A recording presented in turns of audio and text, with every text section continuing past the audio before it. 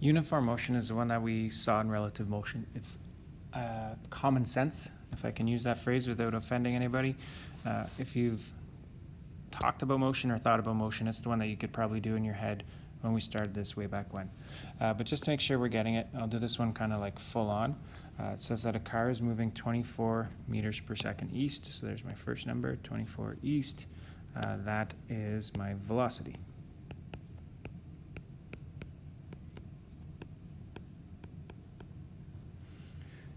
Continue on. How much time does it take for the car to move 8 kilometers east? I'm going to go back to that how much time, but the 8 kilometers is my displacement.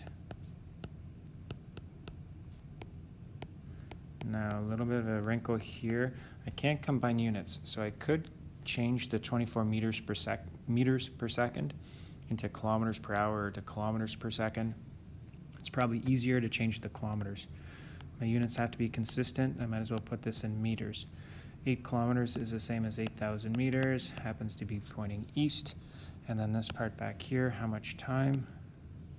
That's what the question's asking for, that's delta t. So from grade 10, you may recognize I'm doing like the grasp method, writing down the given.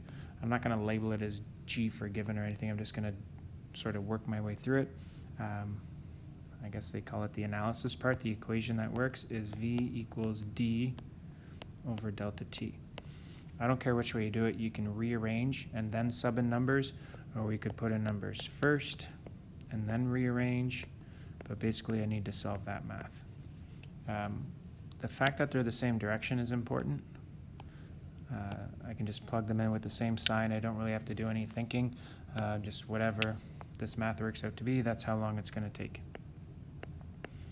Watch your algebra. The delta t and the 24 are going to switch sides.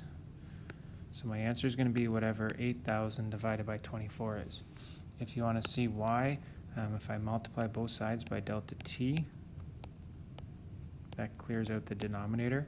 So I could get 24 times delta t equals 8,000 would be my intermediate step.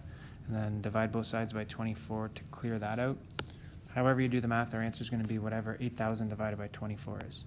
Oops, I did a quick little check on my calculator and I got it was 333.3 seconds.